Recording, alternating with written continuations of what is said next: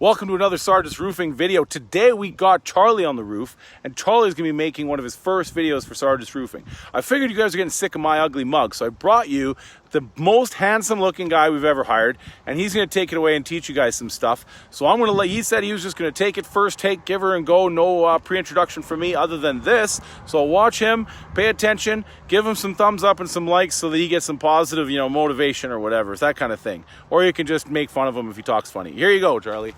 Take her away. Hey everybody, I'm Charlie. I'm the new guy. I'm the new old guy, as you can see by all the white hair, and I want to talk to you about valleys. I'm here on a roof, and it turns out it's a really interesting, unique situation because all of the neighbors have different kinds of valleys. So it gives us an opportunity to talk about the different types of valleys that you can use on your roof.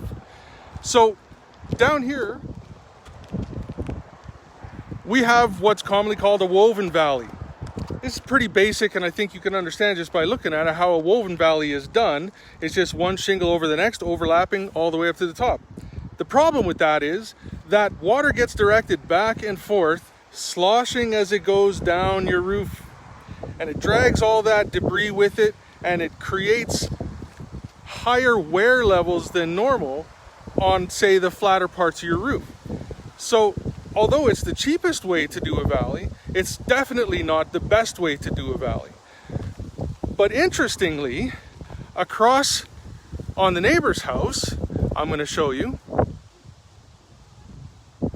that's what's called a California valley. So what they've done is they've shingled from the big face part way up the little face, and then they shingled the little face over top of the big face.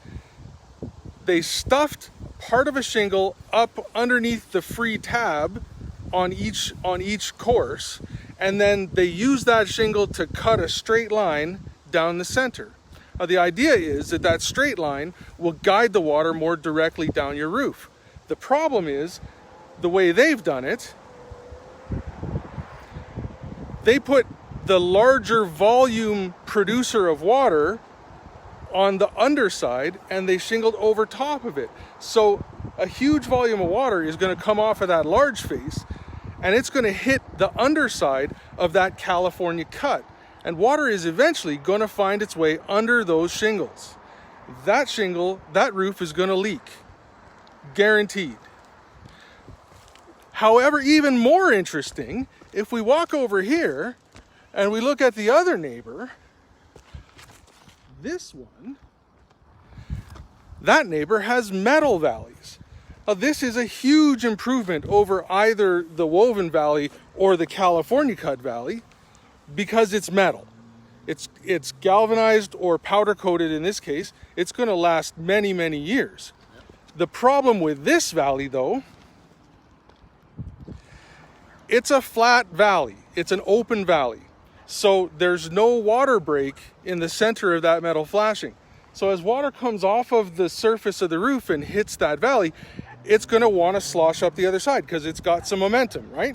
So same as a woven valley, it's going to slosh back and forth as it goes down your roof. Some of that water is going to try to get up underneath those shingles. But more importantly, it's going to wear the shingles on the edges of the valley much faster than they need to. That's why at Sargeant's Roofing, we always use the W channel valley. That W profile stops the water from sloshing up and down your roof. As soon as it hits that valley, it stops and goes straight down to the gutter. Did you have anything else you wanted to talk about, Adam? Well, no, not really. I really think I can save Charlie some time with this button because that'll make it flip around and then he can point at stuff. But you know what? How do you think he did, guys? I think he did pretty awesome. That's probably the best first attempt at a video I've ever seen, and I coach a lot of roofers through videos. It's not my first time. So anyways, we're going to get back to doing our actual job, which is inspecting and measuring and estimating this roof, but thanks for watching.